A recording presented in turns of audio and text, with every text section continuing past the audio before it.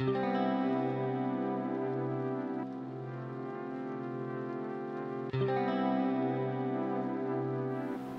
soy Marisa Marzá, psicóloga clínica sanitaria, y hoy en Entendiendo tu mente vamos a hablar sobre la culpa. La culpa, esa emoción que a veces pasa desapercibida o no sabemos identificar, y si no sabemos gestionarla adecuadamente nos puede perjudicar mucho. Está relacionado, desde mi punto de vista, con la autoestima y esas valoraciones que podemos hacer sobre nosotros mismos, y sin darnos cuenta puede tener consecuencias a lo largo de nuestra vida pues que no van a ser muy beneficiosas. Primero vamos a explicar qué función tiene, cómo gestionarla, y después pues algunos ejemplos y algunas formas de poder identificar qué sería una buena gestión o una mala gestión, para que siempre sea en beneficio propio. La culpa, como cualquier otra emoción, va a aparecer en nuestro organismo como una reacción a algo que está sucediendo, y es la energía o la fuerza que me va a dar para que yo tome acciones o conductas determinadas. La culpa, en teoría, se va a disparar o activar cada vez que yo tenga un comportamiento que considere erróneo o que haya hecho daño a alguien. Entonces, esa culpa es una sensación desagradable, mitad ansiedad, mitad tristeza, algún desasosiego, que la función de ese desasosiego es que yo tome acciones de reparar ese daño o ese error que he podido hacer, y si no se puede reparar o solucionar, lo que voy a hacer es un aprendizaje. Si yo aprendo o yo reparo o soluciono ese posible daño, la culpa no va a tener ningún efecto negativo en mí. ¿Por qué? Porque ha cumplido su función. Voy a poner un ejemplo de lo que sería una culpa saludable, ¿no? Pues estoy en una fiesta, hay mucha gente, llevo unos zapatos de tacón así de altos y caminando, ¡pum!, le doy un pisotón a una persona y le hago daño, ¿no? Y ¡ay! Esta reacción que yo hago, ¡ay!, es un sentimiento de culpa. Eso me está diciendo, he lastimado, he dañado a alguien. Esta fuerza es lo que me va a hacer es decir, ¡ay!, perdona, ¿no? Estoy intentando reparar el daño. Si necesitas algo, si te he lastimado mucho, es una acción que me ayuda a lo social, al vínculo, a que, digamos, el grupo social se mantenga dentro de los errores equilibrado y bien. Esa sería la primera función, reparar o intentar, ¿no? Perdón, pedir disculpas, puedo hacer algo, pero después yo tengo que también hacer el aprendizaje, es decir, a partir de ahora, cuando yo voy caminando en la fiesta que hay mucha gente, voy a ir con más cuidado a la hora de pisar, ¿no? Entonces, si la culpa aparece, pero yo hago estas dos funciones, la culpa no va a tener ningún daño negativo sobre mí. Es funcional y es adecuada que yo la tenga. ¿Para qué? Porque en la vida nos vamos a equivocar muchas veces, vamos a cometer muchos errores y forma parte de nuestro aprendizaje. Si aprendemos y intentamos reparar lo que vamos, pues a lo mejor generando malestar, va a estar todo bien con el otro y con nosotros mismos. Pero ¿qué sucede? La culpa, por desgracia, se nos va a activar de manera inadecuada. Es decir, voy a sentir culpa cuando quizás yo no haya hecho ningún mal ni ningún daño a nadie. ¿Esto por qué ocurre? Pues nuestro sistema educativo ha funcionado mucho desde ahí, sin darse cuenta, para que los niños, o incluso dentro de la familia, el niño aprenda normas, valores, e incluso en el trabajo también, normas, valores o maneras de funcionar bien, haciéndonos sentir culpable, cuando en verdad no hemos hecho nada malo, ¿no? Cuando el niño se equivoca en la escuela, porque no sabe porque está aprendiendo, no está haciendo nada malo, simplemente está en su proceso de aprendizaje, pero le transmitimos que es un mal niño, que no es lo suficientemente bueno, que ha hecho mal, que no se esfuerza lo suficiente. De una manera muy sutil estamos como inoculando la culpa en el niño o en el adulto y sin darnos cuenta estamos lastimando totalmente su valía, la percepción de él mismo, y eso va a tener consecuencias en el día de mañana a la hora de poderse desenvolver bien con el medio y con uno mismo. Es muy sutil y está tan interiorizada en nuestros comportamientos habituales que a veces ni nos damos cuenta de que me la están aplicando o que yo la estoy aplicando. Es lo que llamaríamos la manipulación. Voy a poner un ejemplo, ¿no?, de lo que sería una culpa inoculada que en verdad no tiene ningún sentido. Por ejemplo, mi amiga viene muy ilusionada a mi casa y me pide que vaya con ella al cine. Y a mí no me apetece ir ese día al cine. Entonces mi amiga me empieza a decir, va, no seas así, no eres una buena amiga si no vienes conmigo al cine. Yo las veces que te he hecho favores y yo ahora quiero ir al cine y tú no vienes conmigo, ¿no? Y va a empezar a generar en mí un sentimiento de que me estoy equivocando. Si yo soy una buena amiga, tengo que cumplir las expectativas que el otro tiene de mí, ¿no?, sobre el otro. Y va a generar un sentimiento de culpa donde yo no estoy cometiendo ningún error, ni ninguna equivocación, ni estoy lastimando a nadie porque yo no quiera ir al cine.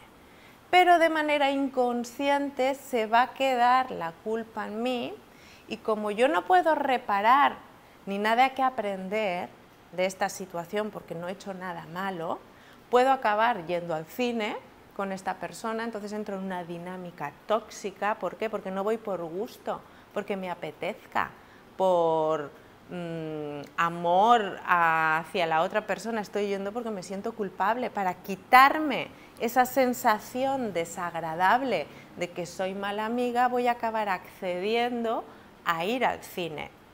Esto es lo que le vamos a llamar una dinámica tóxica, ¿vale? No voy por gusto, sino para quitarme esa culpa. Eso va a hacer que poco a poco mi valía y mi autoestima se vaya degradando de manera muy sutil. Y es lo que después va a hacer que yo me relacione con los demás, incluso conmigo mismo, desde un lado negativo. Entonces, estas especies de manipulaciones que puede haber, me la hace mi amiga, pero yo la puedo hacer a mi pareja o a un familiar o a un compañero de trabajo, sin darme cuenta, estamos generando culpas donde no las hay, no han cometido errores. Es una manera en que hemos aprendido a relacionarnos, lo podemos hacer de otra manera, ¿no? Podemos pedir las cosas desde otro lugar sin hacer sentir culpable al otro porque estamos lastimando. Espero que se haya entendido, a veces la línea es un poco sutil, ¿no? Cuando es mi responsabilidad de lo que yo hago con el otro, va a ser una culpa, digamos, saludable. Yo hago algo que lastima a otra persona o es un error, está perfecto porque me va a permitir el aprendizaje y el crecimiento personal. Pero si yo voy accediendo a estas culpas sutiles, voy a tener una sensación de baja valía y voy a estar siempre actuando para que los demás estén bien o reciba yo la aprobación de buena amiga, buena hija, buena trabajadora, y desde ahí no va a ser saludable para mí porque mi autoestima va a empezar a disminuir. Sutil, muy lento, me va a poner triste, no voy a entender qué pasa, pero mi vida va a empezar a engrisecerse. Entonces, culpa saludable, bienvenida es. Culpa manipuladora o inoculada, tenemos que saber identificarla, ¿vale? Vamos a hablar de la culpa manipulativa, dentro de las relaciones, ¿no? Las relaciones dan mucho a esto, desde madres e hijos como dentro de la pareja. Vamos a poner un ejemplo de cada. Vamos a hablar, por ejemplo, de las madres a los hijos. Cuando las mamás, con toda la mejor intención para que sus hijos mejoren o hagan sus conductas adecuadas, hacen sentir a los niños culpables, ¿no? Frases como, estás poniendo a la mamá triste si no te ordenas la habitación, ¿no? Estas frases que parecen inocuas están haciendo sentir al niño que no ordenar la habitación es causa directa de daño a la madre. Este tipo de palabras que nos parecen habituales son letales a nivel inconsciente y de culpa injustificada. Siempre tenemos que hablar desde el deseo, ¿no? A la mamá le gustaría que ordenaras la habitación. Eso es un mensaje más limpio y no va a generar culpa en el niño. Incluso podemos aplicar consecuencias. La mamá quiere o le gustaría que ordenaras la habitación y si no lo haces, pues la tendrás que ordenar más tarde o va a haber algún tipo de consecuencias, depende del contexto, valores de cada familia, ¿no?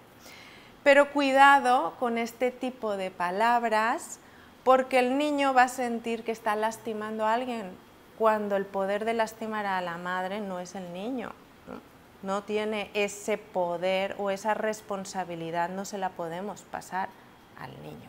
Entonces hay que tener el cuidado de identificar qué decimos, cómo lo decimos y qué tipo de emoción estamos generando en el otro.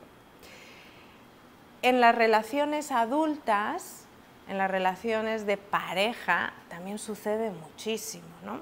Vamos a poner el ejemplo de cuando uno de los miembros de la pareja no quiere que el otro salga con sus amigos, ¿no? Y va a empezar a hacer sentir culpable al otro para que no salga, ¿no? Por ejemplo, es que siempre sales con tus amigos, yo me quedo sola en casa, no tengo a nadie con quien quedar, me preocupas, no puedo dormir hasta que llegues. Puedo estar mandando una serie de mensajes en las cuales estoy haciendo responsable al otro de cómo yo me siento y que me está lastimando. O prefieres a tus amigos que estar conmigo, eso significa que no me quieres. Y aquí entraríamos también en los mitos del amor, que si están interesados pueden verlo en otros episodios de Entendiendo tu mente. Cómo estos mitos, cómo esta manipulación y cómo hacer sentir culpable al otro de que se está equivocando va a generar una dinámica tóxica y al otro lo voy a hacer sentir culpable y por tanto voy a lastimar su autoestima. Mi pareja va cada vez a sentirse con menos valor. Eso quizás a mí me esté dando poder, puedo estar manipulando de manera inconsciente, ¿por qué? Porque acabas sin salir porque me ha elegido a mí. Pero lo que estamos haciendo es inoculando una culpa sin sentido, en la cual eso a la larga va a ser una relación tóxica. Otro ejemplo sería cuando una persona se siente culpable de dejar al otro. Es una relación en la que uno ya no se siente cómodo, ya no quiere continuar con esa relación, pero el otro victimiza, no me dejes, me voy a lastimar, sin ti no voy a poder vivir, ¿qué va a ser de mi vida sin ti? Y todo este tipo de argumentos a el otro lo van a hacer sentir como una persona horrible, ¿no? Soy una mala persona por generar todo este malestar en el otro. El otro está haciendo sentir que está cometiendo un error a la hora de dejarlo. Esto evidentemente no es saludable. Hay otras maneras de gestionar este tipo de conflictos, siempre que vayamos al tema de la culpa o la manipulación, no va a haber bienestar, porque se van a generar dinámicas muy tóxicas. Quizá yo me quede en esa relación, pero ¿a qué precio? Mi felicidad, tristeza, y si yo no estoy feliz, si yo estoy triste, al otro que le voy a transmitir, ¿no? Pues una energía pues bastante fea. Sin darnos cuenta, la victimización es una manipulación que hacemos sobre los demás. Hacemos responsables a los demás de mi bienestar. Y es una carga que si es gente a la que queremos no le podemos dar. Pero sí podemos expresar nuestras necesidades. Sí podemos decir, no me gustaría que te fueras, me encantaría poder encontrar una solución para estar bien juntos. O al niño, me encantaría que ordenaras tu habitación y luego nos pudiéramos ir al parque a jugar juntos, ¿no? Podemos lanzar los mismos mensajes, pero desde otra óptica, desde nuestro deseo, no desde una necesidad. ¿Por qué la culpa para mí es tan importante?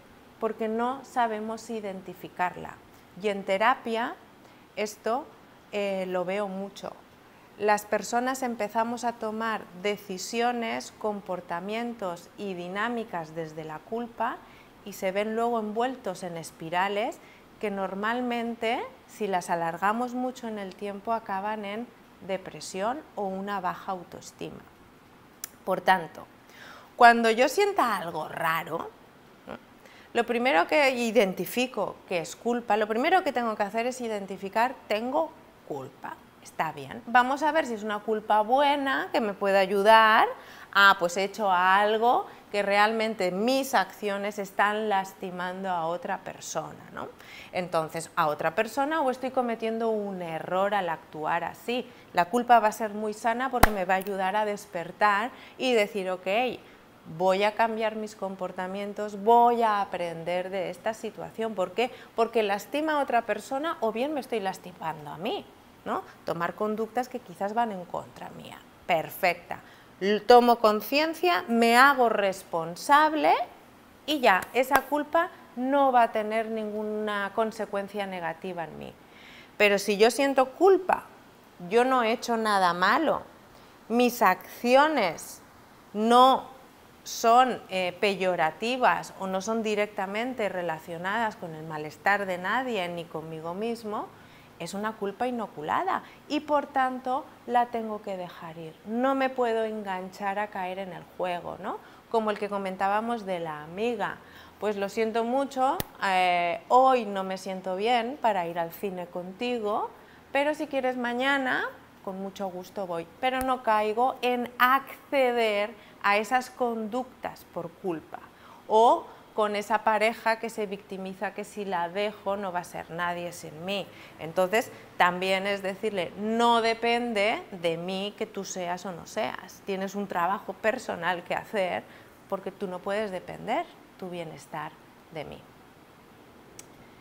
Este tema podríamos hablar muchísimo, podríamos poner muchos casos, a veces es difícil, ¿no?, discernir cuál es la línea y ahí viene nuestra sabiduría. Por eso es importante que nos demos un ratito a reflexionar cuando sintamos esta emoción, saber discernir si es mi responsabilidad o no y así ajustarme de manera adecuada pues, a las relaciones, a mi vida y poder estar lo mejor posible que pueda.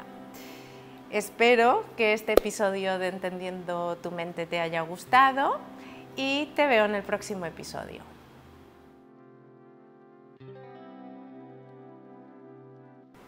Si tienes algún comentario, háznoslo saber, suscríbete y dale a la campanita.